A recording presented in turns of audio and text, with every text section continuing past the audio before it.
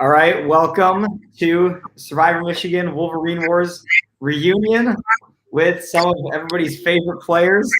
Best cast ever. You guys want to just introduce yourself real quick? Maybe say, what you're up to these days, what you've been doing since the season ended 2 years ago. Go for it. Ivy, you can start. I'll start. Hey, everyone. It's me, Ivy. Since we graduated from the University of Michigan and finished Survivor Michigan, I have just got myself in more crippling debt. And that's it. Masters only do it if someone pays for it, is all I got to say.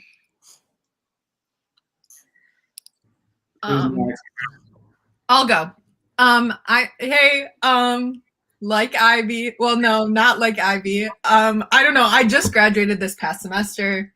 Just been vibing. I don't know what people want to hear from me because I don't do anything. And I also don't have a plan to do anything in the future, which is not good. But Ivy just ruled out one of the options. So we're all about narrowing it down. Lovely. Nate, go for it. I'm Nate. Some of you may know me as the Puzzler. And I also just graduated, and now I work full time for a corporation. So yeah, super fun. You're also specific. Oh yeah, well I'm in New Mexico working for a corporation. How's that? I didn't know that, so honestly, that's cool. I know, it's like 6 p.m. here. Oh. Or 7 p.m. Yo, With you. what's up? I'm Dale, obviously Swaggy D, better known as Danger Dale. Probably hard to tell with my baby smooth skin, but I'm actually 31 now, 31 and proud. Looking to start a family here, just kind of moved out to the burbs and, just continue to work in the startup world. So it's been good. That's crazy. Oh my gosh. Awesome. We will also be joined later in the evening by Jackson and Matthew, the snake, the lion, some have called them. So let's just get into it. We've got a number of questions that have been submitted by the fans. The first thing everyone wants to know is, what was each of your favorite moments from the season?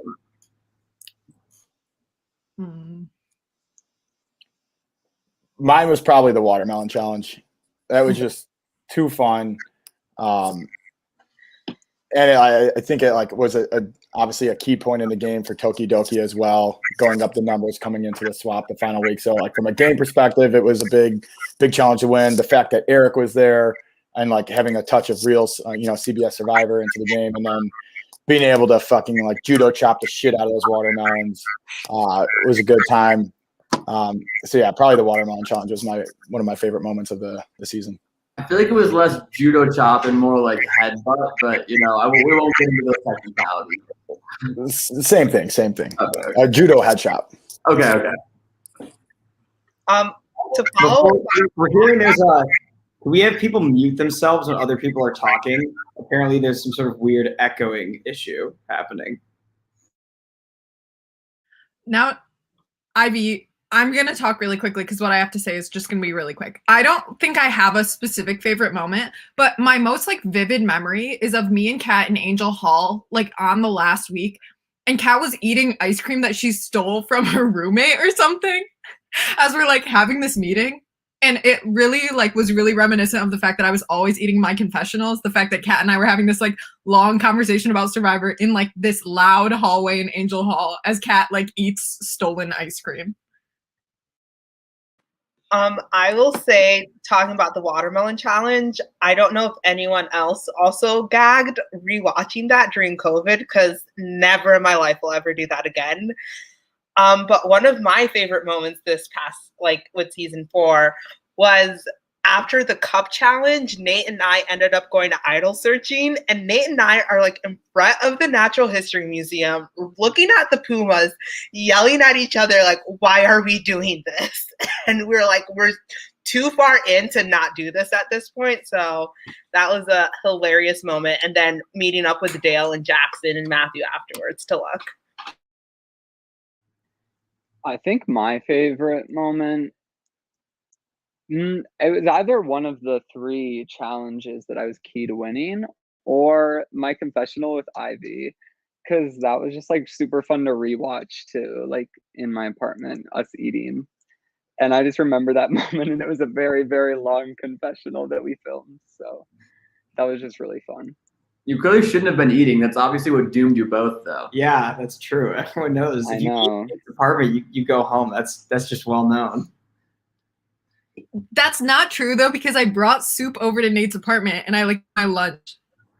Oh. Nate. Oh, I remember that. You broke the curse. Nate, I'm a little upset that you never invited me over, bro. That's why you Well, won, Dale. How Yeah, are you he upset? just wanted you to win. What do you Yeah, mean? what? I guess so. Well, I mean, we would just meet in Ross. Like I Yeah. feel like that just made sense, you know? Yeah, those little conference rooms in Ross just aren't as intimate. Do any of you guys have a favorite moment that did not make the cut? Like I saw a confessional or something that you did that didn't make it into the actual show that you were bummed that was not in there. I do. And you brought it up a few weeks ago, Ian, and I totally forgot about it. But around the end of the game, I was really into, like, I was watching a lot of tennis. Like, tennis was my coping mechanism, and I was like, I'm going to rewatch clips of famous tennis matches. Like, that was a weird thing that I, like, started to do as a hobby. And so I was really into tennis. And so I did a confessional where I, like, ranked everyone still in the game and compared them to tennis players. And I, like, made a tennis reference at Tribal Council, and it didn't make it in. And it was at Tribal Council that I ate the worm. And so the bigger deal was me eating the worm than me making a brilliant tennis reference. But yeah, that was like for my mom and for my sister who are both really into tennis, but also me at the time. Now I've moved past that fixation, but it was funny to like remember that and also remember how into tennis I got. The worm was so iconic. Like we couldn't have not included the worm. You know what I mean? Like, not everyone loves tennis, but everyone loves Shannon eating a worm. So Dogs got to eat. Who else got a favorite moment that did not make it in? I feel like Dale probably had a million more characters we didn't even show somehow. Yeah, I was gonna say my favorite moment that wasn't shown was my own version of Rites of Passage. So they show like the actual version where we go with Shannon, Matthew, and Kat and do it around campus.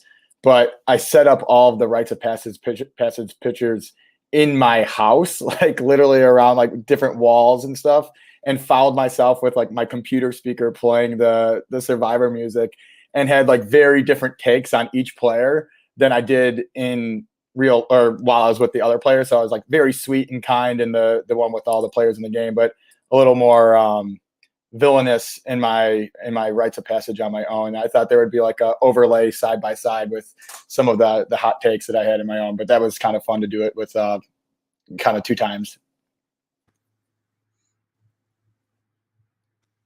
I will say shout out to production for using the footage that I did give to their greatest ability, because that was magic right there. But I will say a lost moment was a side-by-side of Mardi Gras Ivy with Mardi Gras Dale. I think that would have been great. That's a good idea. We should have done that. That would have been funny. I feel like you just invented like a future marketing post somewhere for Survivor. Yeah, for Mardi Gras next year, we'll Yeah. have to put that up. Yeah. I can't think of one, and that's partly because I haven't watched every episode, so I don't know what made the cut, and also because I don't know, I feel like all the moments that I was like, oh, I hope this makes it in, like I did see those, so I feel like you did a good job. That's, what was your favorite moment that you did see on the show of yourself? Of mine? Yeah. I really enjoyed myself. Well, I mean, like I was the funniest person, which was obviously nice to like watch throughout. Sorry, Shannon. And I felt like, I don't know, during the last episode, I watched it on like 2x speed, and that hurts my because I was like, because I did not. Well, I also skipped the part where I got like where I failed the challenge because that's like too fresh of a wound still. But I really like. I thought it was when I was talking about the food curse of my house. I don't know. I thought that was entertaining. I enjoyed that. That's fair. That was a good segue into, I think, one of the questions for you. I don't know what you. Yeah, somebody submitted. They want to know if you'd consider naming your child George, or if the name George is like. Would you consider naming your child George? I guess someone wants to know this. Well, I would absolutely never have a child, or I hate children and I find them revolting. So, and I would definitely not name it George. So I guess I'll rephrase that question to my future dogs, but I also don't think I would name a dog George. I actually know George now. I've had the misfortune of getting to know him. Now he's actually a good person, but yeah, I make fun of him for it all the time, and he's very aware that he's the reason that I lost Survivor. So. Marcus Ortega, I hope I pronounced that correctly, wants to know if you guys read the YouTube comments. I'm assuming that's a yes, probably. I feel like it's hard not to. Yeah, because you just want to know what people. How think is that? About is you. that like strange, right? Like that? Is that like it feels? I don't know. How does that feel? Reading these comments, some of them obviously are positive. I'm sure some are negative. Some people probably had more negative ones than others. How did they make you feel? Were you guys surprised by the way people thought about you or didn't think about you? Being perceived is like genuinely horrible. And so then when you're being perceived, but it's you from 2 years ago, who people are like, Shannon, she's so funny. I'm like, who are they? They don't know me. But I think that's the funniest thing in the comments. Nate has a big fan. I respect that. Can everyone see those comments? I don't know how those work. Yeah, when I comment in the chat, then you can see it on the thing. Yes, I do love. Well, I guess I'll talk about reading the comments because, I was so convinced that I would just be everyone's favorite from the beginning because I'm a narcissist, and so then when no one talked, I would get the tiniest little slivers in all the polls of favorite player, and I'd be like, is that me with a singular vote? I was that's definitely my vote, and I was very confused, and I was reading the comments, and I would just be surprised if someone named me, but then as it went on, I feel like people warmed up to me very towards the end after I started becoming relevant, and I definitely read it. But when people would talk strategy, I'd be like, I have no idea what you're saying. I should have done 2 years ago because I didn't know what I was doing then.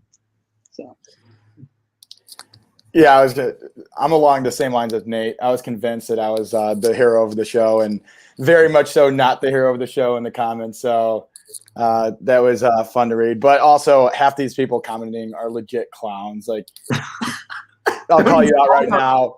Don't insult our audience. No, there's a few that deserve to be insulted. People that are calling Cooper out for rigging the show and calling the show in general sexist and misogynistic, whatever. I mean, you could attack people's gameplay, but when you start bringing in their personalities from a YouTube Survivor show, it's just get something better to do with your time. Well, Cooper, did you rig the show? I did not rig the show. I actually, Dale, you'll hate to hear this, but I loved Shannon at the end. I thought you played a very deserving game. I thought it basically should have been a toss-up between you and Shannon, which it seems like it kind of was at Final Tribal. So I love Shannon at the end. You rigged it against me. You didn't give me a diaper challenge, so it was completely rigged against me. I know. We actually rigged it against you. I agree with that. Dale, were you wearing the diapers during the Final Four challenge? This has been asked a lot by people. Yeah, so I wore the diaper to the Final Four challenge, but then right before we ran it, I was like, I have to go to the restroom, and I ripped it off really quick. Too risky of a move to have chafing for however long that challenge was going to take. I remember that. Yeah. Dale went to the bathroom. Yeah, that would have been a lot of running in a diaper. That probably would not have been comfortable. All right. Were you prepared to if it had been an endurance challenge, would you have shat your pants like you said you were going to? I mean, 100%. I don't know if I would have done it so quickly in 2 hours, but if it got to the point of 6-7 hours and I needed to, make a bold move, definitely dropping a deuce, no doubt. Dogs got to eat. Dogs got to poop.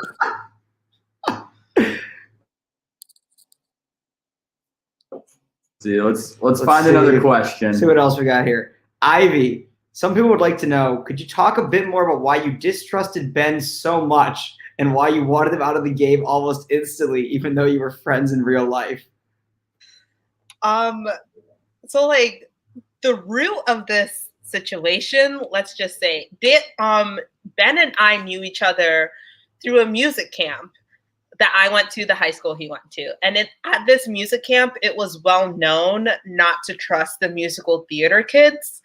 And I just like branched that over to theater as well, which was Ben. So I was like, oh, I can't trust Ben. Also, I have a closer bond with Nate. Nate was in theater too, though. So you trusted him.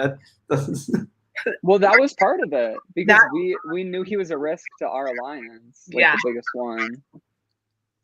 Also, Nate was in business too, so like we had that double major bond keeping us closer. Interesting. Gotcha. Interesting. What else we got? Ivy, another question they have for you is, why did you want to take Jackson to the end? What made you change your mind from wanting to go to the end with Kat and Nate? Why would you want to go to the end with Jackson?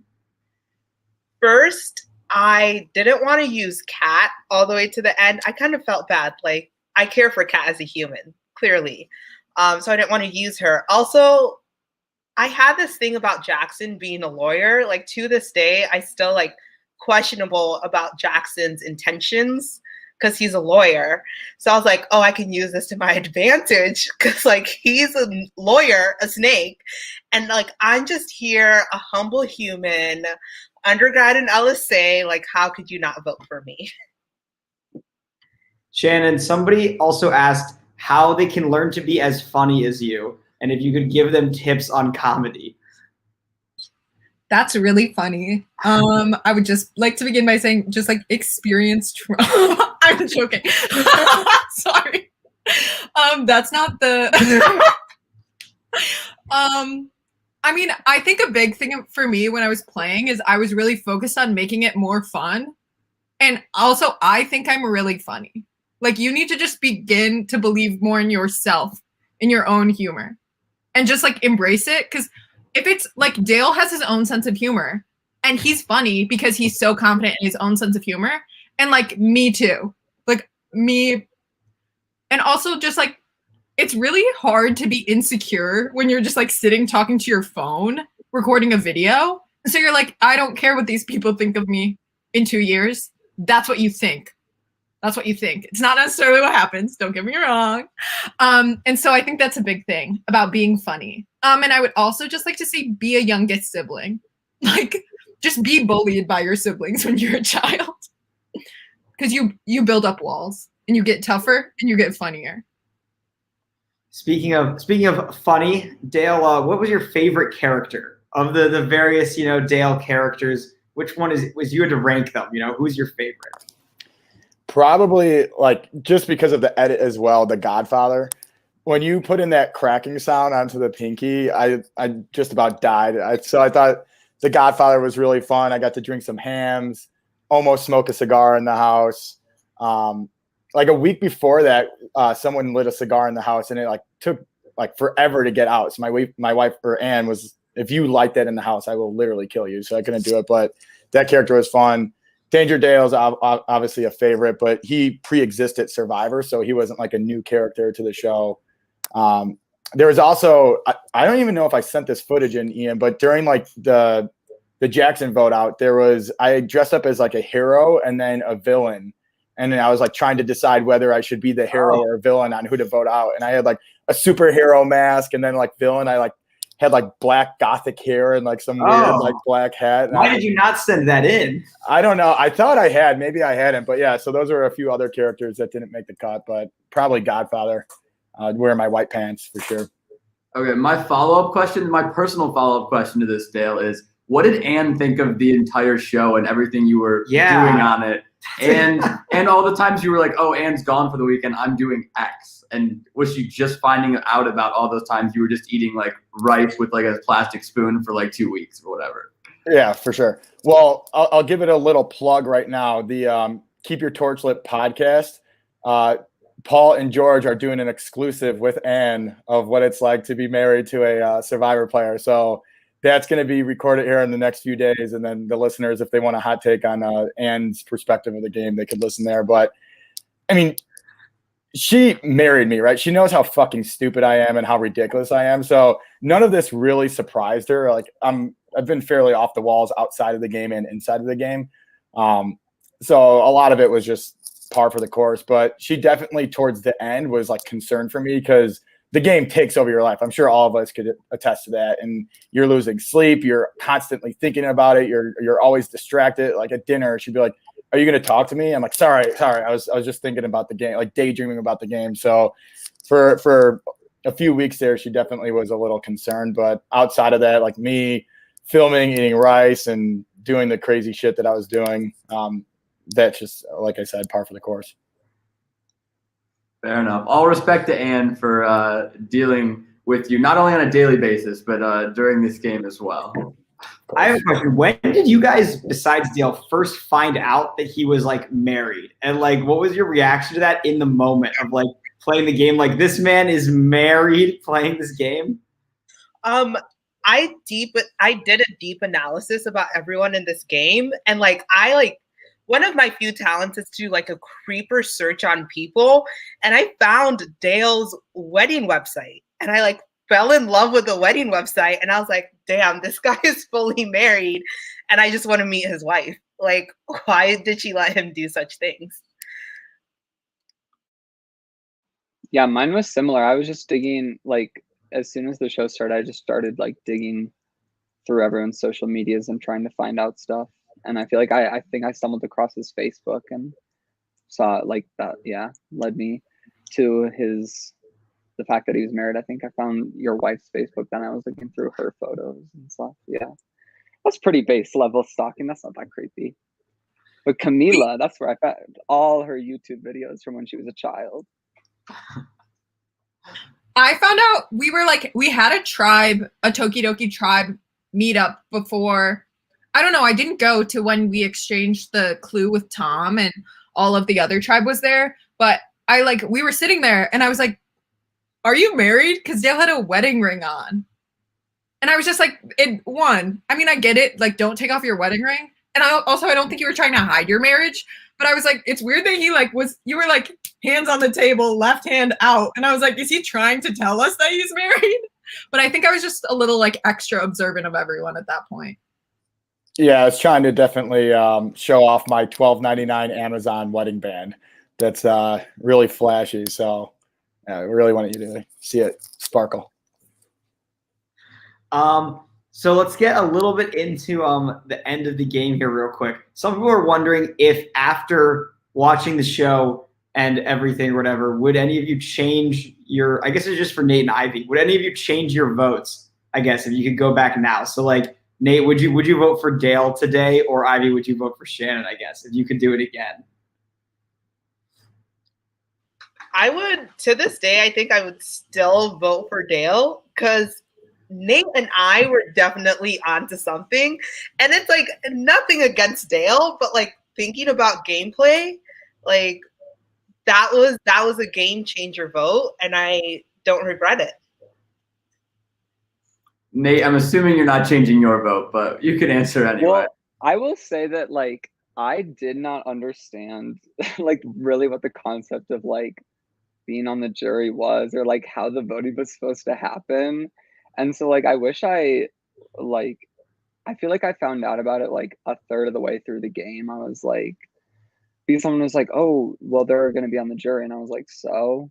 Because I thought it was just like a challenge to win at the end, but that was not the case. And so I didn't really know the vibe of like, do you actually like vote based on like who you think plays the best game, or is that just like what it's supposed to be, but you actually just vote like who you like and who you don't like? So like, and actually I like to this day don't think Dale should have won, but then I was doing, I think, Sam's podcast, and he was like, well, isn't the fact that like everyone just blindly followed him good gameplay?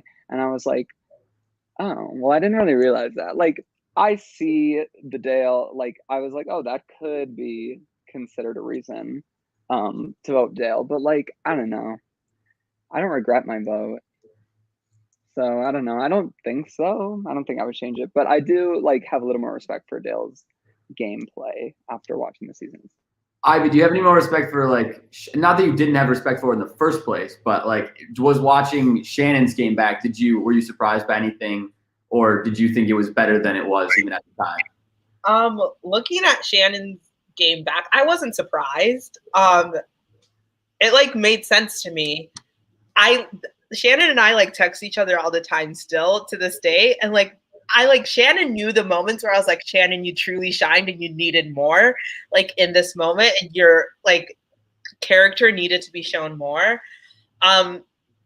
Still doesn't. I don't think it would like seeing her gameplay doesn't change my like thought of who Shannon is, and still wouldn't change my vote in the end.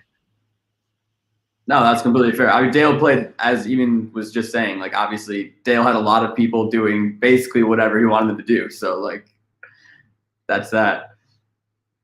I guess, Shannon, do you have any thoughts on this? Like, do you feel like there's something at Final Tribal you could have done differently, or do you think it was sort of a foregone conclusion, like, at that point? I don't really know. I think that Ivy's vote for Dale like makes a lot of sense, but I did expect bitter jurors, and I think it's like a little weird to me that there weren't, because I thought that people cared about the game. Like I really did, but I guess they care about like good gameplay more. I think Ivy's vote makes a lot of sense, but also is diminished by the fact that she like didn't fully understand like that I took her out because she proved herself really distrustworthy. It wasn't Dale's move that week to vote her out. It was me and Jackson's. But I think that all like where the votes fell made a lot of sense. I also think that I had a really good final tribal council performance. Like there probably wasn't a lot out like more than I would have said. Like maybe I would have ripped on Matthew more. Like for myself. That wouldn't have been for it would have been for the jury for the laughs, but it would have been like for me. Kat handled that part. You were fine. I mean, Dale, any like quick comments on this kind of conversation in general? Yeah, I mean, regarding like the bitter jurors, I felt like at Final 3, there really wasn't anyone that had a reason to be bitter towards me. I think honestly, Ivy was the only one. Like Matthew could have been, but I know Matthew cared about like gameplay way too much. And then Jack, Megan, and Katie. It was like very clear to them that I was never really. I guess Katie a little bit, but Jack and Megan, I was never working with them. And then Nate, Final 5, I was like as honest with you as like I humanly possibly could have been. I'm like, look, I haven't been working with you the whole game. I'm being honest with you. I'm not gonna save you this week. It's not like I took a knife and stabbed in his back. So I was thinking there's probably not that many bitter jurors. So that's not something I was really all too concerned about going into the final jury. Cooper, you wanna answer this real quick? Is there a reason why you guys went with 16 instead of 18 as usual? Yeah. Just like mix it up, right? Yeah. I mean, we actually decided, we knew we wanted like 4 groups going in. Like segregated all by major. So in that sense, we either knew we were doing 16 or 20 right off the bat. And so then basically just kind of due to scheduling, we were like, we think 20 is too big of a cast. 16 is already hard enough to get everyone there at the same time. So that's why we went with 16 over 20. But it was basically, we just knew we wanted to do 4 groups of different people. So that's honestly how it just turned out like that. Something along those lines. Somebody asked us why it took over 100 days to do the game with only 16 people in it. Like the of the first 4 seasons, this was the smallest cast, but it lasted the longest. So why was that? Is it just down to Nate's bad schedule, basically? There are people that have bad schedules every season. Nate's was a little difficult. Kat's was very difficult, and the fact that they both made the final 5 was even more difficult. It's so dependent on honestly just like who is the most busy and who has what going on and how far they make it. So like if you have people's schedules that don't overlap at all and they make the final 5 together, it's very hard to schedule anything. Do you guys have any comments on this? Nate, you want to defend your schedule? I'm not going to defend I know my schedule was shit, but I don't think it was fair for someone in production to tell Kat that my schedule was the one causing the problem, and for her to relentlessly week after week be telling people to vote me out because of that. But I don't know. Obviously, it's a different Survivor. Yes, it is T, because hers get like, I hate being up early and she hates being up late, so it was just never gonna work with both of us there. But yeah, I don't know. Like, obviously, it's College Survivor. We're not on an island, so we can't drop everything else that we have going on and like solely do the game. But I don't know. You kind of can. You kind of can. Okay. Well, I had to pass class.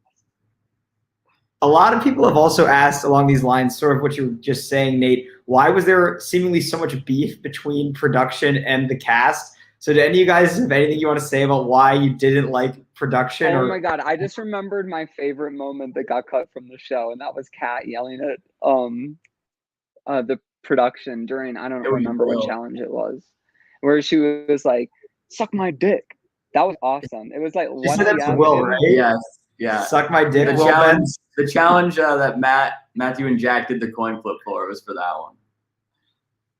Yeah, that was awesome. Icon. I want to say there was so much beef with production. I think in part because there was so many people on production. Like, every tribal council lasted forever because production was in the background recording and just fucking talking. Sorry for the swearing. Oh my gosh. Self-censored, girl. But I think I couldn't agree more. That was like my beef. I was like, shut up. Nobody cares what you played last season. Get out of this room if your phone's dead. Why are you here? But obviously individuals had other problems. It definitely seemed like too many cooks in the kitchen with the amount of production there was. And then like we wouldn't know what's going on and we'd ask and they'd be like, and I'd be like, okay, well. I think something can be said is if you've watched season 3, for people out there, you just imagine that on production is going to be as dysfunctional as it was in the game. Like, it's not gonna change. And so that's part of it. My favorite is I'll have issues with people where like I need a certain angle for something, and I'll be editing it and I'll be able to see in the angle we have. Like, for example, in the Final 4 challenge, we didn't have like anything from like Matthew basically. And I could see out of a different angle, Matthew like paying the kid $50 or whatever he was doing. And I was like, we need the angle of him actually doing this. And I could see literally who was doing it too. And I was like, I texted the person on production. I was like, yo, I know you were the one who filmed this. They were like, no, I didn't. I was like, I can see it though. And this happens really frequently. People will like claim they weren't filming things when obviously they were. It's just a personal gripe I have with production. I want to give a shout out to my girl Lucy on production. I just want to say she never failed me. And I think that says a lot. Shout out to Lucy. She voted for you, right? At one point? Yeah. Yeah, I was very ill and she did my votes. So we love that. I think the other thing that like really catapulted the hate for production was the challenges as well. Yeah, Dustin, agreed. For as many people as there were on production, you think that they would have put a little more thought or like tested these challenges out a few times, not to screw them up as much as they did. And the fact that some of them were just half-assed backwards. The other thing that annoyed me was like, they seemed to try to get cute with the challenges. I remember some of the producers saying like, we're trying new challenges that are new to the College Survivor landscape this season. It's like, all right, there's been enough seasons of like Survivor Maryland and Survivor Michigan. You don't have to like reinvent the wheel or like fix what's not broken. Like, stick to some of the classics. And they're trying to put in these new twists into play with some of these challenges that just didn't work out. And that's what annoyed me. And I think starting from week 3 onward, there was just an ongoing hatred because of the challenges as well. One thing that I thought was funny that you'll appreciate this, Dale, was the day of the Final 4 challenge. Me and my roommates are sitting around in their living room, and Cooper comes down the stairs and he goes, yo, we got him so good this time. Like, you won't believe this challenge. Like, they're so toast. He goes, listen to this. What do you think will take you? What do you think will be faster? Running or whatever it was, running 3 laps on the track, bear crawling 3 laps, and doing the number of trap laps, or name 15 schools in Michigan. He's like, naming the 15 schools. He's like, I've been thinking about it for days. It's impossible. It can't be done. We'll trick them all into naming the schools. They'll all be they'll all realize they can't do it. Basically, Cooper thought everyone was going to find the schools impossible and then realized they then had to do the physical part. As he's saying this, my roommate and I list off like all 15 schools in like 2 minutes. And he's like, oh, well, you guys have lived in Ann Arbor your whole life. Like, no way. Like, that's just you. No one else will be able to do this. And then I don't personally remember this because I definitely didn't come up with that challenge specifically, but I don't know. Oh, do we have any? I have something to say about the final challenge, and it's that I did cheat because Lucy showed me her clipboard. She turned and showed me her full clipboard, and I said, "Let me get this down, baby." Oh my God. This is ridiculous. That. I felt so guilty about it, and then I was like, "It doesn't matter because I didn't even win." All right, well, I'll be texting Lucy after. Breaking the fourth wall over here. Yeah, like I made the assumption when I got to that checkpoint. I'm like, the producers must have like given this to like both people and like a group of people, like a test group A, go do the physical part. Test group B, go do the puzzle part, and timed it. And they're like, oh my God, these are just about even. Little I know they didn't test either. It seemed like, and I was like, in my head, I'm like, I could start the physical part and think of the schools in my head and start doing them on my fingers. And once I get them as I'm running, I could just stop running and go write them down. So you can't run while doing the puzzle. You could think while running. So you could kind of do two challenges at once. So in my mind, it's like no brainer, do the running and then you could do both at once. But I only got to like three schools while running. I'm like, I'm never going to fucking get all of these schools. I couldn't only get 3. So I was doomed. Yeah. Do we have a skinty little boy?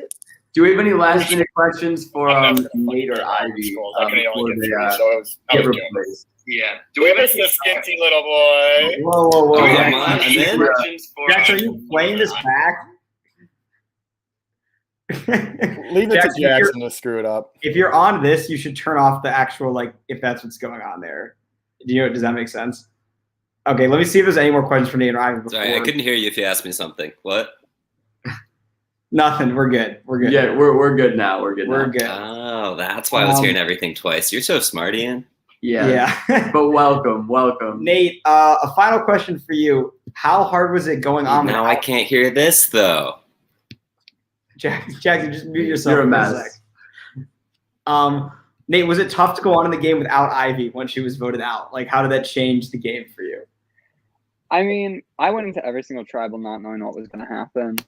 And so, like, I was obviously shocked when Ivy went out, and I was like, oh, fuck, this is really bad, because that was, like, the only person I had in the game. And I don't know. I kind of was just, like, flailing the entire time I was in Survivor and just, like, trying to survive week to week. So, like, it sucked, and I was, like, really upset, but I don't know. I just kind of, like, did the same, like, tried to stay scrappy until I either won a challenge or like sounded like people were voting for someone else. But yeah, it definitely sucked to lose Ivy because I really wanted us to go to the end. Sad. Who do you guys think would have won between Nate and Ivy? What would have happened there? Did you guys both think you would beat the other one? I think I would clearly win. I think I would have won. I won challenges. I mean, Dale and Shannon, you can give your opinion on who you think. Who would you guys have voted for? I think it would. I mean, I think it would have depended on how the end game played out between the two of them. But at that point, like when Ivy got voted out, like I had a better relationship with her. So I feel like she would have been able to appeal to me more on the jury, if that makes sense, than like Nate would. But Nate was really cool. I think at the beginning I was like, he's shady, I don't like him. And then eventually I was like, oh, he's really chill. And because I liked Nate, especially after Ivy was gone, when I was like less threatened, I was like, oh, Nate's got something going. But I mean, like not strategy wise. I mean, like with his life. Yeah, I'll give my. There really wasn't consistent strategy. Sorry. No, I was just gonna say I'll give my completely unbiased perspective. I think Nate kind of just explained it himself. He didn't know what was going on any of the weeks and literally just said he was flailing throughout the game.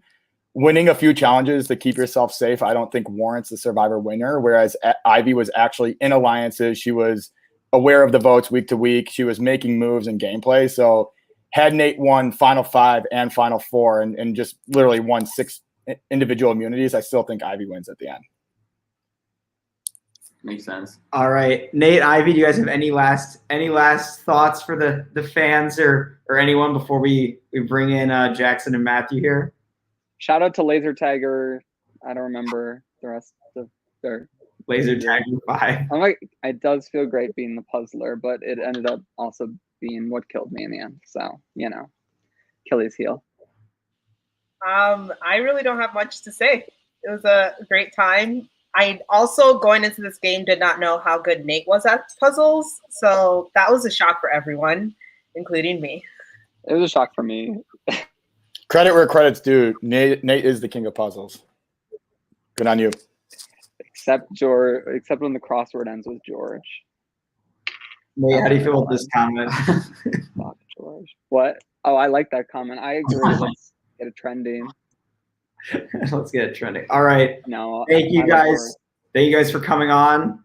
It was awesome to have you on the show. You were wonderful, wonderful players, and very fun to edit. So I enjoyed you guys. Bye. Jackson, how's it going?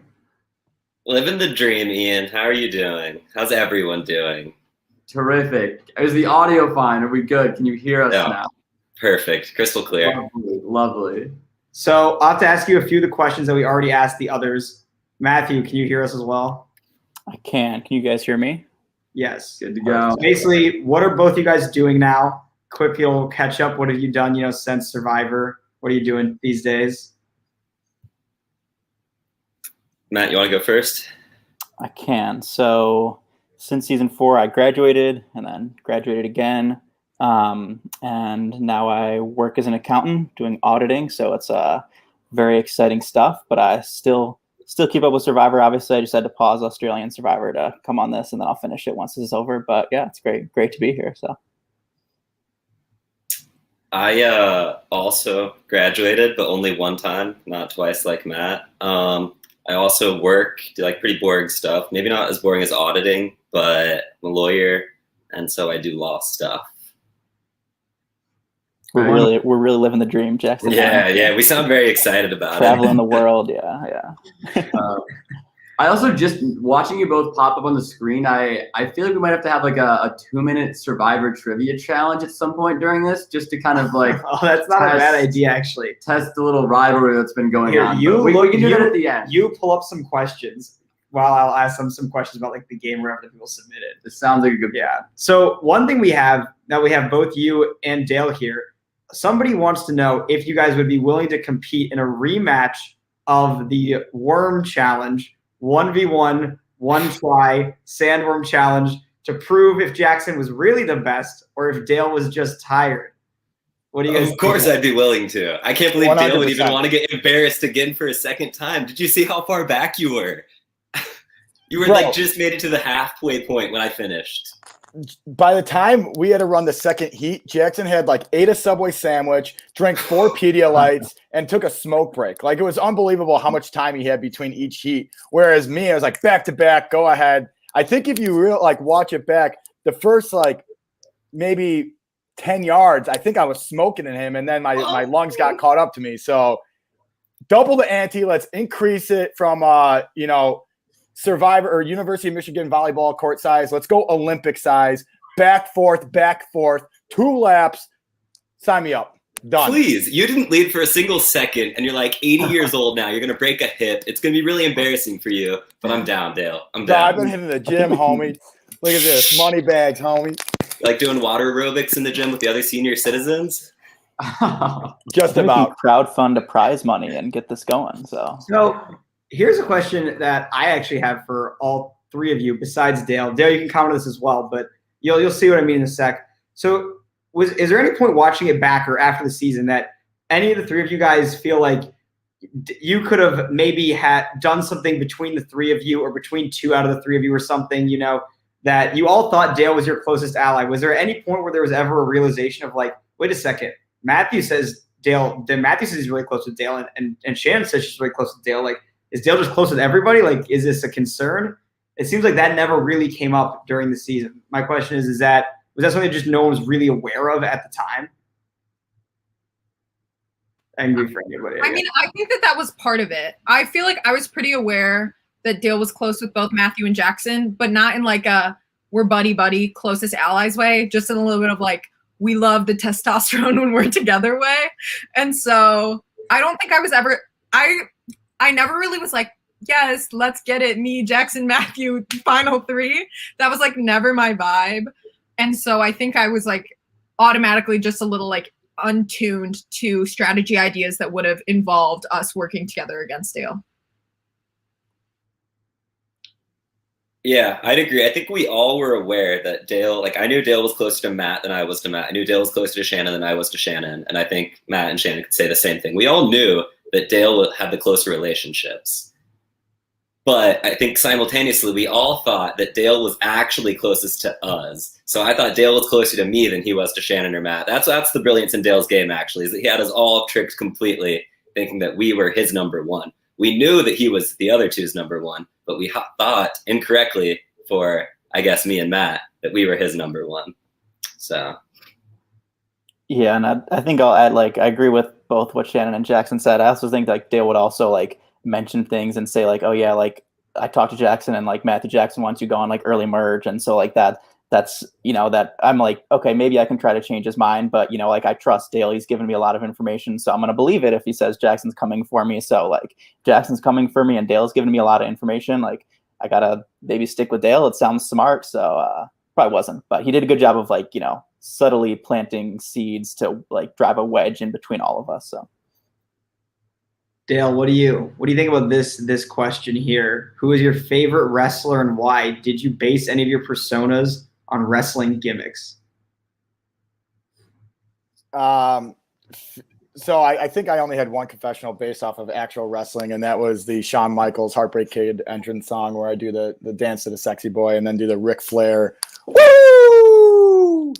So that's the only wrestling character, I guess you could say. But favorite one growing up was Austin 316, Stone Cold. I don't know why, but it's kind of the era I grew up with him, The Rock, Undertaker. Probably date myself a little bit, but that's my favorite wrestling character. Matthew, somebody asked, which of your games between season 1 and season 4 are you more proud of? They specifically noted that though you went farther in season 4, this person believes you played much better in season 1. So you can take that as you will. What do you think? Which game are you more proud of when you think back on it? I mean, season 1, I like to think about the potential, not that like I actually probably would have won, but it's the possibility, you know, of like, oh, if I had made it to merge, maybe I could have done something. The season 4, it's like, well, like, you know, I made it far and, you know, I still wasn't super proud of the game I played. But I was like, if you told me at the beginning of the season that I was going to get 4th, I'd be like, yeah, no matter what, that sounds pretty good. But then looking back, I'm like, oh, it wasn't really so good. So, but I still didn't make it further, and that's important. So I don't know. It depends on the day. If you ask me today, I'll say I'm more proud of my season 1 game, but ask me in a week and it'll be season 4. So I will give you a little bit of credit in the sense that the next best returnee obviously was Jack, who got like 10th. So the newbies came in and were very much like, a returnee will not win this season, and we were gunning for them like straight out of the gate. Yeah. So I mean, that's what I noticed, and you know, I was like, oh, this returnees who are playing really well are going home, so I'm just gonna, you know, sort of play terribly. Obviously, that's a lot easier for me, and it's not like I could have been like, oh, I'm just gonna play a great game, and I would have played a great game. Like, no, I can't just choose to. Like, it was easier for me to play a bad game, and I was like, oh, yeah, that's also smart too, so I'll just go with it. If that makes sense. Shannon and Dale, and I guess Jackson too, if you want to get in on this one. In the show, it kind of made it look like you guys did sort of think maybe Matthew had some potential ability to win, that he was a returning player. Maybe he would have some crazy speech or story. How real was that? Or was that really something that was just being played up, you know, in confessionals and to each other to try and keep people loyal, I guess? I mean, I think it's always to your benefit, especially if you're perceived as a threat, to make other people seem more threatening. So any chance I had, I was always, you know, saying Matthew is a huge threat to win the game. But did you believe it? Did I believe it? Did I think he could beat me in the end? No. Did I think he would beat any 3 people here in the end? Probably not. But to give Matthew credit, at Final 5, there is a scenario that he wins the game if, you know, Shannon goes home at 5 and I go home at 4. So like you put yourself in a winning position at 5 to potentially win if your cards fall correctly, I suppose. So I don't think that's like the worst game. Like it wasn't like a cat game where no matter who she's standing up there at Final 5, there's no winning solution. So there was a pathway to victory for him at 5, I think. I guess it would be interesting to see who votes Nate and who votes Matthew. But I think there's a winning pathway there for him. So it's not the worst game in the world. I also think, well, I guess I agree with Dale. I never really was like, oh, Matthew's going to beat me.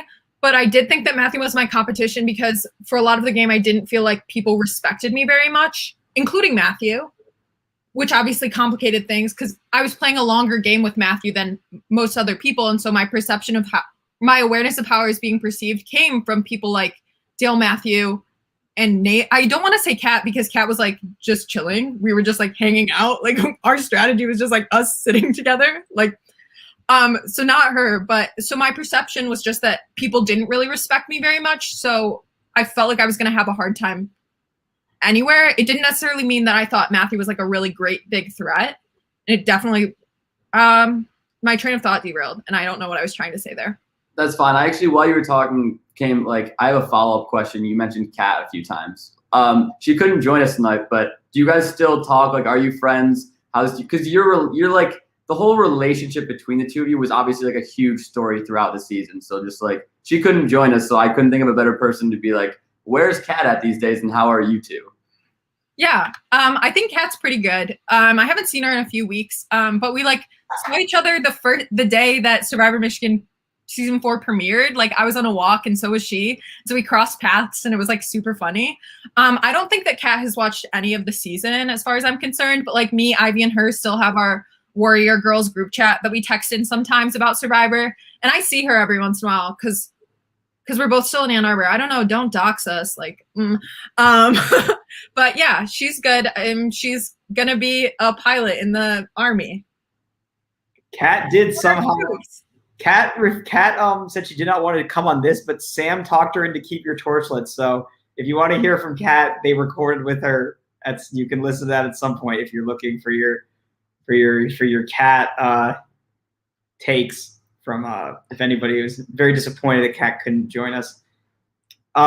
Jackson, one thing somebody asked us was, did you see yourself as the villain that you are during the season? And if you had won the game, do you feel like you would have gotten a hero edit, or is it possible for you to have gotten one?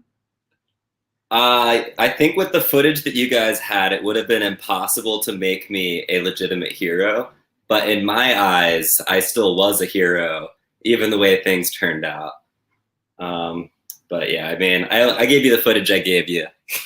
Was that, like how a lot of people ask, how much of the Jackson character is put on for the show, basically? That's a good question. Yeah, really trying to figure that out myself too. Like, am I that big of an asshole or not? I think like Shannon said, she's trying to make the show fun. She's doing things that she thought they were fun. Being an asshole to the camera is very fun. So, I was definitely turning it up a notch, but I don't think I could have been nearly as convincing if there wasn't like a kernel of that in there. Shannon, also something, you were obviously voted the fan favorite of the season, as was announced earlier today. And you were saying, you've said, before how you felt like you were really disrespected throughout the game and stuff. Has watching the show back made you feel vindicated in any way that lots of the fans seem to like you the best or the most? Remember, there was tons of people commenting on the finale saying they thought you should have won. Does that help you in any way, I guess, with this? Or are you still, I don't know. I guess, how do you feel about all of that, I guess? I mean, like, it always feels good to be liked. Nobody's like, oh, I wish people hated me more. Personally, I'm not like that. So it's nice. It doesn't change like the fact that like I was just like a little sophomore girl who was like struggling. And so it's hard for me to watch it back regardless because I was in a really bad place then. That was like then perpetuated by the game of Survivor. But I think looking back and noticing like, oh, I still had moments like pockets of fun. I still like had cool relationships. Like even if I wasn't like, oh my gosh, Jackson, Matthew, let's hang out. I was still like spending time with people who I wouldn't normally spend time with. And it was good for me to be like exposed to those sort of things. Exposed is such a weird way to put that. I mean, like to network in and experience talking to people who like aren't my housemates and like that sort of thing. It was like there's definitely moments where I'm like, oh, this was a cool thing that I participated in. that I've gotten back from watching back and seeing how people are enjoying it. Because like we love to entertain, right? You did a little bit of entertaining on the show. I'll give you credit for that. Just a little. So at least Jackson and Matthew, you guys have both watched other college survivors, right? At least like one or two, I assume. Somebody asked us, who is the GOAT college survivor player and why is it Dale? So do people agree or disagree with this assessment? And then we can get Dale's take on it as well. Definitely agree. Dale, not only the greatest college survivor player of all time, greatest survivor player of all time. I mean, greatest survivor player of all time? For sure. He beat me. I think very highly of myself, you guys. I think you know that. Jackson would win against so I have to anybody tell else. myself that Dale is really that good So to if, then, delude myself into thinking I'm good. so if Kat had won the season somehow after you were voted out, would you also agree then that she would be the greatest of all time because she beat you? It'd be some mental gymnastics. I'd really have to reckon with some things. I'd be in therapy still talking about it probably. Yeah, that'd be hard to deal with. Matthew, thoughts? I was a big fan of Steve Sleesman from Survivor Maryland season 2. But yeah, probably Dale. Yeah. Dale, what do you Wow, what do you 2 votes think? for Dale. Well, I was Jeez. really thinking one of them was gonna not agree with this, but I guess I mean, it's also, you definitely get a different picture when you're playing with them versus when you're watching. And when you're playing with them, you definitely you can feel like the gameplay and like the manipulation happen firsthand. It's like different experience watching it. So yeah, I think holding Dale in a higher guard is probably because I played with him, but also just on paper, his game was very good too. So Yeah, I mean, I'm not gonna tell them that they're wrong. They're probably absolutely right. I think one thing that a funny story is Jackson, and correct me if I'm wrong, but he had brought, I'm a huge fiend for gummy worms. Just love sour gummy worms. And at Final Four, he had brought me a big package of sour gummy worms to give to me after I got voted out. And story goes, don't get voted out. And he's like, how the fuck did you not get voted out after the game that you had played and getting there in that situation? And not only did you not get voted out, you also didn't get any votes. And I think he still gave me the gummy worms. He's like, you deserve this for being a great player or something. So it was a nice ego boost a little bit. maybe Jackson really was the hero, giving people gummy worms after they got voted out. That's such a nice thing to do. Such a heroic thing to do. I'm actually a really nice guy, clearly. Unbelievable Dale didn't get voted out. But yeah. How surprised were you in that moment, Jackson? So shocked. That was like a jaw-dropping moment. Did you guys all believe 100% Dale was just toast at that point on the jury? Yeah, everyone thought Dale was gone. 100%. High crouch. Another thing we get a lot is who wins if it's Nate, Kat, and Matthew. What do you guys think about this? Or does it really depend on how it goes down to get to that point? I think it's Matthew. Cat. Did we have any Nates to complete the trio here? My personal thing is I think that if Nate wins final 5 and 4 and gets out Shannon and Dale, I think that Dale Norte people might vote for Nate. Maybe. And That would make sense. I think if Nate showed up at Final Tribal with those two and was like, what did they do? Look at what I did. We would have, but Kat would get my vote because that would be funnier. Which is fair. I think you can make the same argument for Matt. If Nate wins 5 and 4, he can make that argument. But if Matthew wins 5 and 4 and he takes out me and Shannon, then he can make that same winning argument that we were both aligned with Matthew. He took us out 5 and 4, and now he's standing there with Nate and Kat. And I think at that point it's a no-brainer. So I don't think Matthew gets enough credit for his game. Understandably, we shat on him a lot, but he was the last returning player, and it's hard to be a returning player in the game. So I give him credit. Thank you. Just because I'm trying to humble myself, I think Nate would win, but I would have given it a good shot. But maybe I would have Jackson, who would you be more inclined to vote for in that scenario? So I think are we assuming that Nate does an immunity run and wins 5 and 4? Sure. Let's see it both ways. Maybe they split it. What happens if they split it? Because then neither one of them can claim that they just did it alone, right? If one of them, let's say Nate wins 5, but then Matthew wins 4, and you guys vote out Dale then or something like that. Okay. Yeah. Man, I feel like Nate probably wins, but I might actually be more inclined to vote Matthew. But I think the first 4 members of the jury, so the 3 El Nortes and Ivy, would vote Nate, probably. I find it hard to believe that Jack or Megan would have done that, but you'd have to ask them. You'd have to ask. Jack. Megan would have voted for Nate. For sure. Jack would have voted for Matthew. I actually believe wholeheartedly Jack would have voted for Matthew for sure. I don't know. Jack was mad at Matthew. He was very mad at him. Matthew, do you think Jack would have voted for you? I think it would have depended on my speech, really, to be honest. But I would have tried to like target Jack as one of my votes and like try to say exactly what he wanted to hear and, like pinpoint my speech to the 4 votes that I thought were more like I was most likely to get. So I would have tried to like specifically tailor my speech to Jack. Would it have worked? Like it could have backfired and maybe I said the exact opposite he wanted to hear. But, I would like to think it. I'll ask him soon. I'm supposed to talk to him soon. So I'll ask him.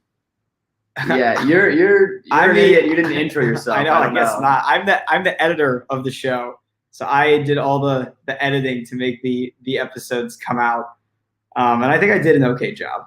It was average at best. Yeah, I've seen better. What are you eating there, Dale? Oh, funny you ask. Don't fucking watch this, baby.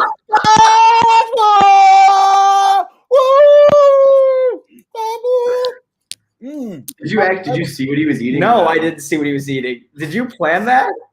No, I didn't plan that at all. So are you still eating White Castle, even though all of your tribe mates seem to agree it was terrible? Dude, these aren't just White Castles. These are the ones with the jalapeno cheese. Gives it a little flavor flav. Very good. Look at got the onions on it. These are the microwavable ones from Jewel, so they're not as authentic, but that's good. These guys all look disgusted right now. Shannon, you need to change Dale. I don't even know what he was, but he needs to now just be some kind of like White Castle like bun. That's his new bread, I think. Shannon, could you do breads for me and Cooper? On site, on the spot? Yeah. I haven't used the bread analogy in a while. So I need a second. Ask another question. I'll think about it. Okay. Maybe should we do our Jackson versus Matthew Survivor trivia? Sure. I do have it ready. So before we go here, I want to just Dale, who's your pick? Who do you think is going to win this? I got to go. I didn't know Jackson was as big of a fan until after the season. So just based on what I've experienced in real life, I think I have to go with Matthew. Always the underdog. How confident are both of you in this right now? Jackson looks nervous. He's turning red. No, I'm nervous. I feel like I got a reputation to live up to here. So, I have 3 questions prepared. I literally just came up with something. Right. So we'll do a best. Are we like buzzing in? What's happening? Just to be clear, I think that Jackson will win. Thank you, Shannon. I get first, like when I ask the question, first one to raise their hand gets a chance to answer. If you get it right, you get the point. If you get it wrong, you just lose the point. The other person gets the point. So I guess be careful. They're not going to be easy questions. So I would be very careful raising your hand. If I raise my hand before you finish the question, do you finish it or do you stop right where you are? I'll finish it. Sure. No, okay. No, wait. Just stop where you are. I think you should stop where you are, personally. Okay, if that's what you guys want to do, sure. Then I'll stop. All right. Ready? Question 1. We'll start easy. In David versus Goliath, what was the merged tribe color? Matthew? Purple. No. No? So Jackson gets a point. It was blue. The original Goliath was colors were orange and purple that season. Yeah, Jackson, did you know that one? Of course. Okay. All right. That one was, I thought, the easiest one. So we'll go to. You may have overestimated their abilities. I didn't want to go too easy, so I might have gone too hard. All right. Who believes that they can name every player in the merge of Survivor Nicaragua? My favorite season. All right. I will then change the question. Who believes they can name the final 6? Wait, I might wait, let me give it a try. All right. This is for the game. If you get this wrong. No, shoot. It was Fabio Sash, Chase Rice. I think Dan was in there. Dan Lembo. Yeah. Was Benry in the final 6? Or was he 7th? It was And who was 4? Is there a time limit on this? We'll Let give me- you 30 seconds. You've officially named 4. I have not officially counted Benry yet. Let me know if you would like me to do so. Let's try Benry. Okay. Would you like to name a 6th? Is Benry in the final 6? No, he was not. So No, he wasn't. Ooh, Was he Jackson 7? wins. game I'm a without genius. even answering a question. He Yeah, was I just he proved my 7? dominance. Holly, Holly, yeah. and Jane. I thought Benry was 6, but he must. Yeah, Maybe not the best way to design the game though is to have the questions be really difficult and then have the other person. Let's see first person to get one right. First person to get one right. I already won. It's I mean, over. I- I'm sorry, Matt. Accept the loss. All right, let's do the third one, and I'll Jackson call it an officially internal wins. victory. Jackson We'll do wins. a third question. Officially, anyway. Jackson wins. Matthew is 0-1 at This Survivor is- Trivia. This is Challenge. for my own well-being. If I get In this right. Survivor Panama, how many votes did Danielle get at the final tribal, and who were they? Anyone want to take a stab at that? All right, I'll go just give for it a try because I want to see if I can get one right. So I think she got 2, Yes. and it must have been Courtney, and I'm not 100% sure, but let me guess: Courtney and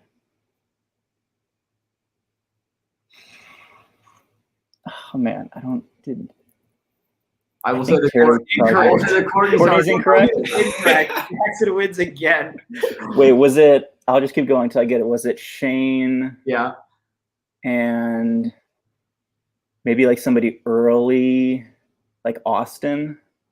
It was not. It was Bruce. It was Bruce. Bruce? Okay. Yes.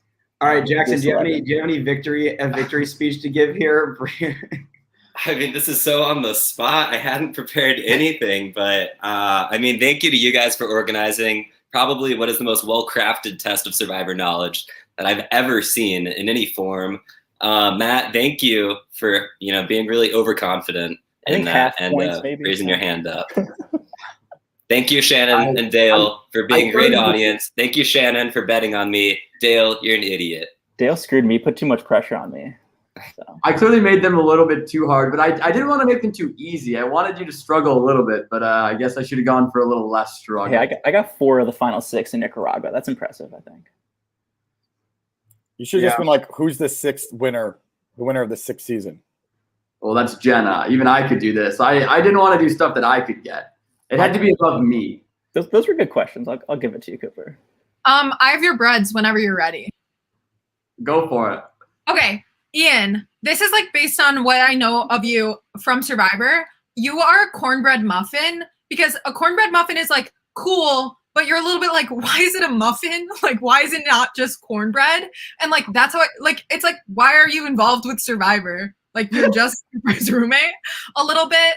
And then Cooper, you 4 seasons of hosting, king. You are peasant bread, which is like everyday old school type of bread, and that's how I see you. You're That's like a bread horrible that's bread. made- Peasant bread. I But, feel like, your people- intro for me was much better than the bread that you Yeah. named. The thing is, Cooper, people make peasant bread now, and they're like, it's cool, it's vintage, we love this thing. And then when they used to have it, it was a necessity, and that's how we feel about you. Got it. So this Okay. is a very timely question because if you aren't aware, Claire, who's currently on Big Brother 23, co-founded Survivor Michigan. So have any of you guys been watching Claire on Big Brother? I think Claire's doing Michigan proud. She's doing a very good job. So, yes, very Big Brother fan too. So, Personally, I don't like Big Brother, but I like this season because Claire's on it. I think Big Brother is like trashy Survivor. Like it takes like 3 episodes for anyone to get voted out. The pace is ludicrously slow. Like I find it so boring. I can't like one episode just to have someone be nominated. It's like, oh my god, like speed this up, please. But I don't know. Any other guys have Big Brother opinions? I don't know. I've never seen a season until this one, and the only reason I'm watching is because of Claire. So I'm just trying to learn what the hell is even going on, and what this shit means. Pawns, HOH. I don't get it. So, but I'm a quick study. I'll learn quickly. I guess you should apply for Big Brother next time. Apparently, well, I guess Dale, do you want to? Another one of the questions we got. Yeah, was, is if any of you would consider applying to Real Survivor if you have. I have. I think a few of us actually have, if I'm not mistaken. But I've applied before, and my new audition tape is in the works. So hopefully that's ready to go here for Are you the using next, season 4 highlights? Of course.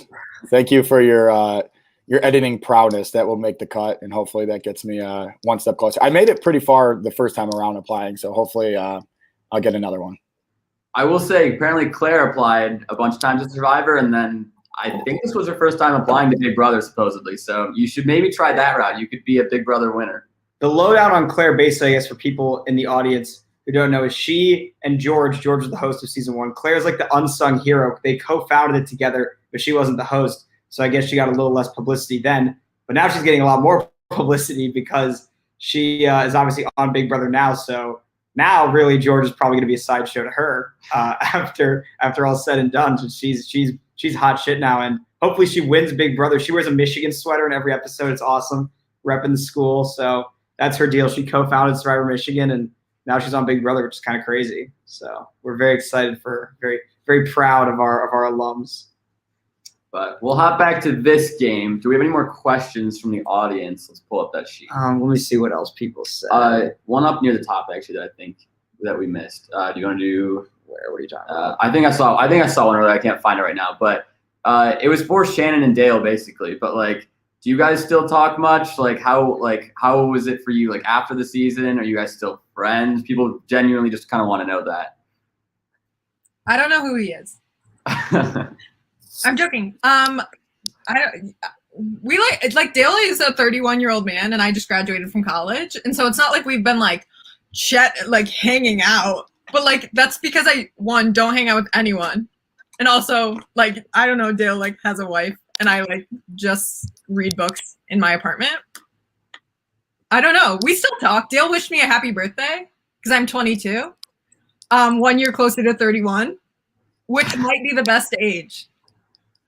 It's a great age.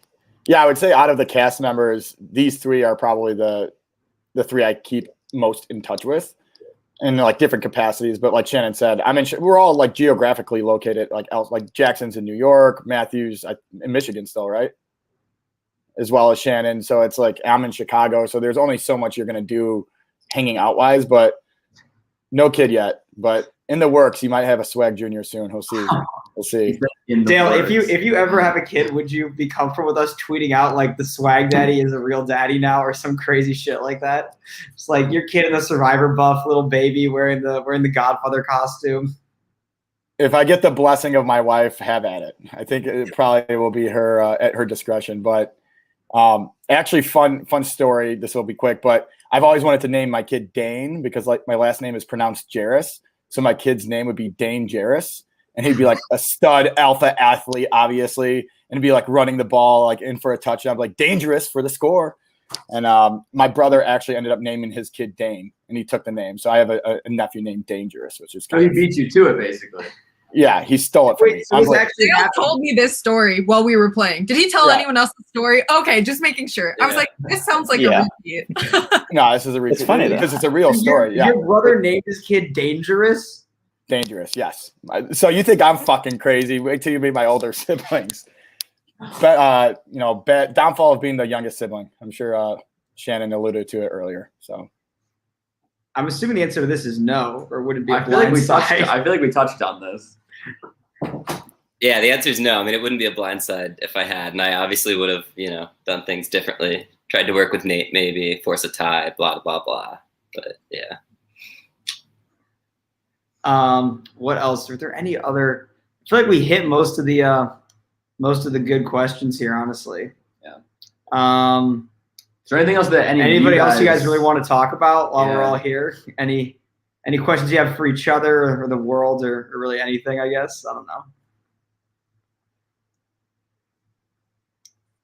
No last comments. No. Season 4 is wrapping up. Is it how does it feel, like now for it to be like this is, the last of it, right? Like this is you've closed the book on this kind of whole chapter, so to speak. I think it'll feel good. Sorry, Shannon, you go ahead. I was just gonna say, I think it feels fitting. Like I just finished college. I was gonna say this because I'm obviously in a different position than the other 5 people on this podcast. 4 people, no, 5. Sorry, counting. I just didn't count Ian for a second. Anyway, but like since I finished college this past semester and now I'm finished with Survivor, it's like I feel like I'm truly like breaking off, which is sort of sad. It's like bye college, bye all the things I did in college. But it's been like cool to close it out in that way. Yeah, I think it's bittersweet. I think Matthew, you maybe alluded this to in one of your exit interviews, but you know, during the game and then like immediately after the game, you're still constantly thinking about Survivor. And like even as a winner, I like for some reason I'm just always thinking about like different plays and different weeks and what to say. And then now that they're like the show is airing and kind of doing a handful of these exit interviews, I'm like, what am I going to say on this podcast? What point should I like? So it's just like constantly in your train of thought. So I think this being the final one, it'll be nice to kind of close that book and be able to think about other things for once. I saw Jackson smiling. I mean, it just seems like it occupied a lot of your mind for the past 2 years. You're like, finally, I'll have some space in my brain. All I've been doing is thinking about Survivor. It's been a lot, yeah, I'm sure. And he won. You're like, what could I have done better? I only got 5 votes to win. You wanted all 7. Yeah, I get it. Don't sit here and tell me that you don't have the Survivor dream still. Dude, of course, but I lost. I have something to like yearn for. You got it. You're living the dream. Look at that hat you have. I can't wear that hat. I can't rock that chain. Us three, we have just such sad lives thinking about what could have been. You don't know what it's like. So we're just happy that it's gone and over with. We don't have to watch ourselves lose anymore. Unless someone was around All-Stars. Ooh. Final 4 right here, I thought. Yeah, this is the All-Stars Final 4, right? Confirmed. Dale just wins again. Everyone hates themselves all over. There's going to be a lot of disappointed viewers in All-Stars. Let's just put it greatest of all time, okay? Is Jackson pre-spoiling All-Stars with calling Dale the greatest of all time? I think you have to win twice to be the GOAT. So let's see if Dale can pull it off. Did any of you guys expect yourselves to be the fan favorite over Shannon, I guess? No.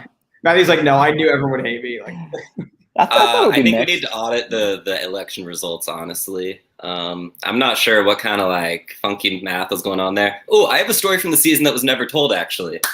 When we had to get like people to like our YouTube page or whatever, follow us on Twitter, like our Instagram, all that. Obviously, I was like, it's just about getting followers. You can buy followers. This is going to be a very easy challenge to win.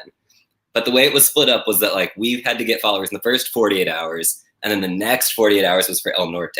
And so I went to this website, and it was like, it can take like up to 48 hours for you to get your followers. So I was like, okay, I got to do it just like a little bit before our 48-hour window begins, which our window began at 12:01 a.m. So I did it at like 11 p.m. that night. And it did not take anywhere close to 48 hours. They all started pouring in before midnight, before our window even began. So we got like 1,000 followers, and none of them even counted for our thing. And then someone on production was like, no buying followers, guys. Did one of you do that? And obviously no one admitted to doing it. But yeah, that's a story from the season that is breaking for the first time right now. About what I was willing to do for Tokidoki. Yeah, I don't know what's more embarrassing, Matthew paying $50 to actually win a challenge, or Jackson fucking paying for followers to get a reward. Followers. I was like, so I bought it in 2 separate things. I was like, I don't know if this site is legit. So I did 2 different sites, $5 each site, so $10 for our followers. That amounted to nothing. Wow. When our followers spike up to like 10,000 in the next 2 days, everyone watching this is going to know what happened. Dale, what was your opinion on some of the more aggressive comments on the final episode? You guys talked this a little bit earlier. Yeah. Well, I saw Cody S ask like the question. I was just shook that I wasn't Cody S's favorite player. I was convinced that he was a huge fan of mine.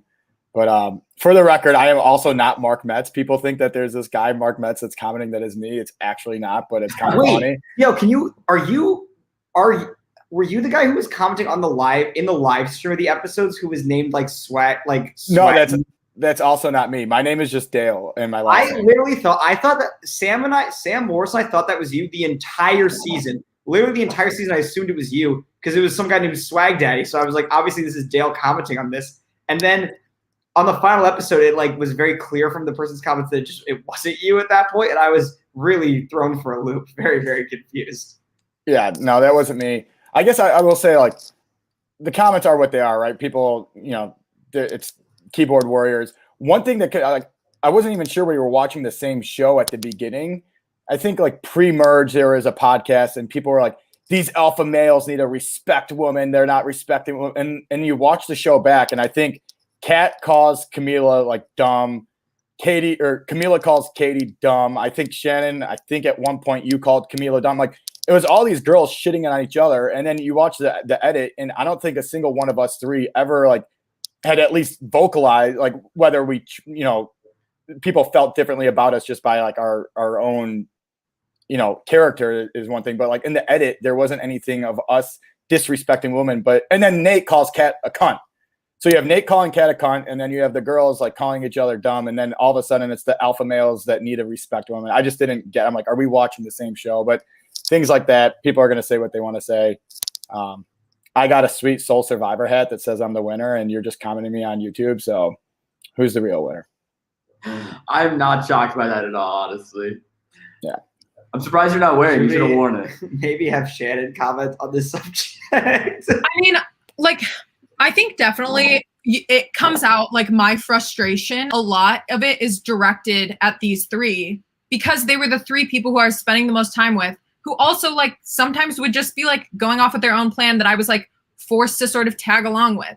That doesn't make me feel great about like myself or my game. And it doesn't make me feel like I'm a valid player. I also was coming in like as an underdog in the sense that like I was so much younger. I was a different gender. And I was like, also, I'm sorry. I was trying to see what was on Jackson's shirt.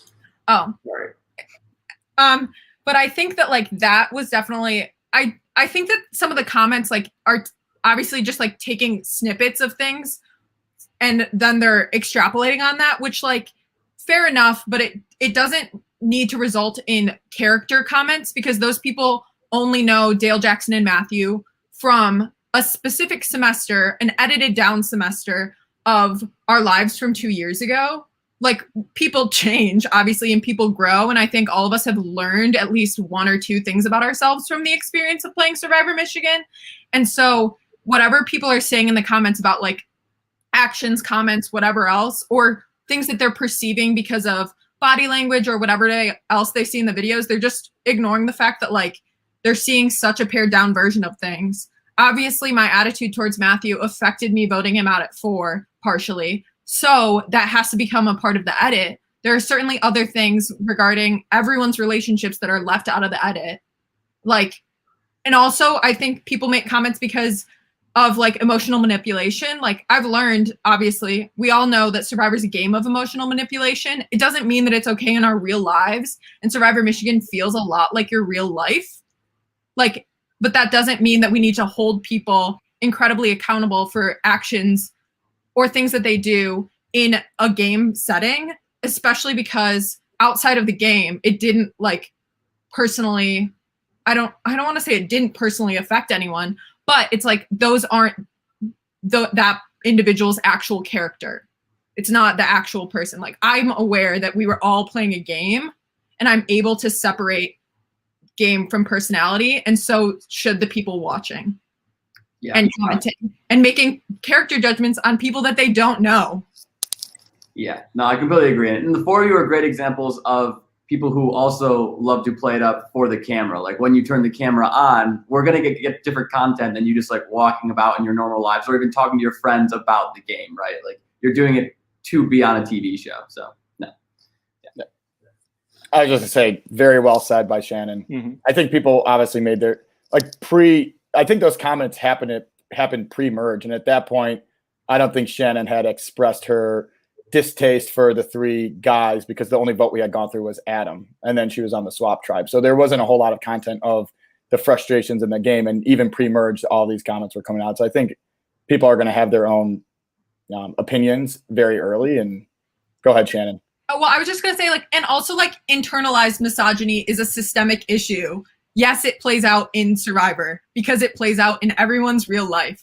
Like, there's bigger issues at stake that like when people are watching Survivor, they're like, like obviously calling other women dumb is not something I should have done. Nate calling Kat a derogatory term isn't like and using it in a derogatory way isn't okay.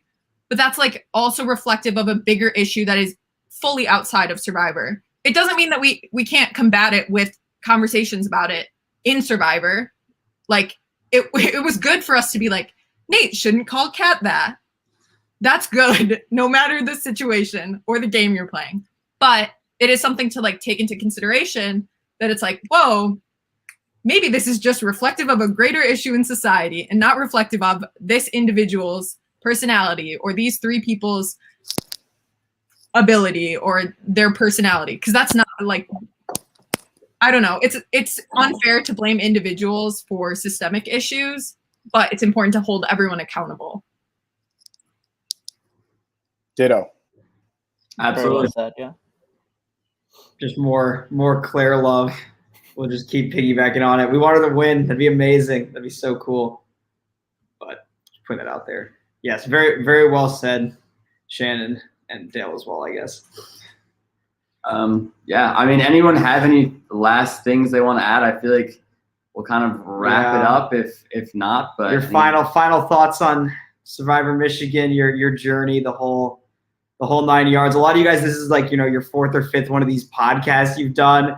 Seems like everyone's really done the rounds, really, really gotten all their various grievances and feelings about the intricacies of their game. I heard Dale did 5 hours with Survivor Analyst.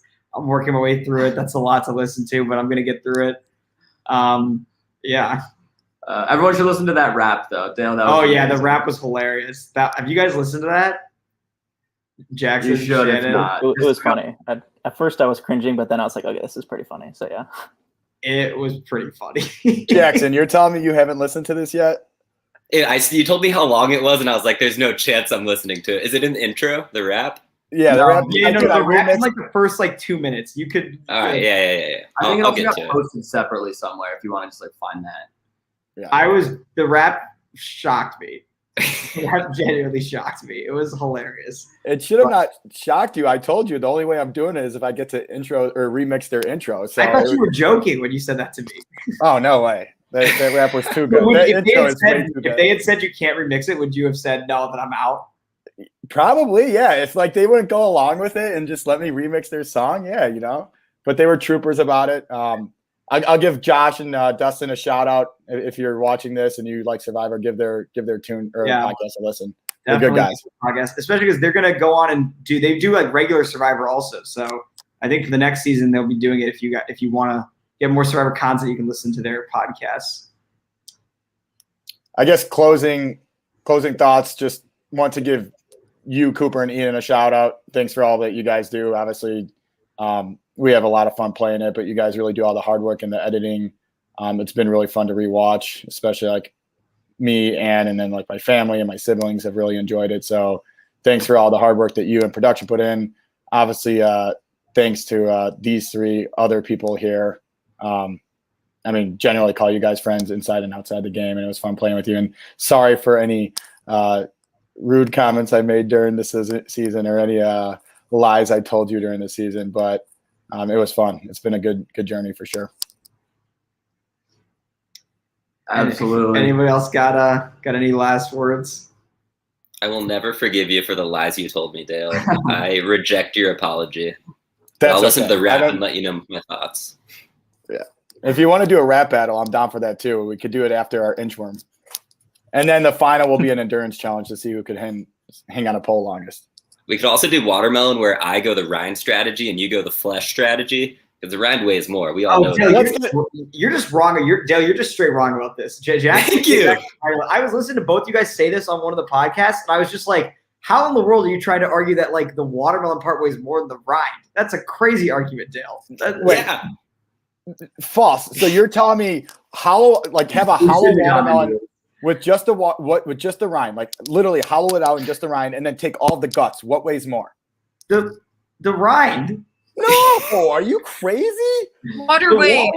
Waterway. Thank you, Shannon. not Also, you're getting the not water- going to be able to get all of the flesh Yeah, in your mouth. I You got get a all the larger flesh. piece I of the got all rind the than you flesh. by volume. You can get You're a larger tiny piece of little the mouth, rind dude. You than got the a little flesh. mama Dude, bird. the Water rind doesn't have to using? fit in your mouth, Dale. That's the thing. You get a big piece that hangs out. You're limited by mouth size with the flesh. No, but you're limited to how much you could actually bite up. You weren't getting big pieces. I saw No, your no, pieces. not true. You can bite it and then Just bang like off a you bigger in real life, piece. they were like this Dude, you big, get big dude. You were only pieces, getting, like footlongs. All right, whereas No, you can not are even limited to close. your mouth size. That's it. Plus, you headbutted all the flesh, so it went everywhere. You couldn't even get any of the flesh in your mouth. It was all gone on the ground. No, it was gone on the table, and I zambonied it up real easy. And then I That's spit it out. disgusting. Yeah, well, strategy. Well, Well, that develops quickly. I think that there was a great example of the testosterone that we were just talking about that some people had to deal with during the show. But I think that Jackson is right about this one, for the record. We'll I have think to we do need somebody another to test experiment. it. Yeah, we need some experiment on this. I have Who- no idea. Who else has got any last? Shannon, Matthew, any last thoughts before we head out here? Yeah, I'll just say sort of what Dale said. Thank you to everybody who edited it, because I know that's a lot of work.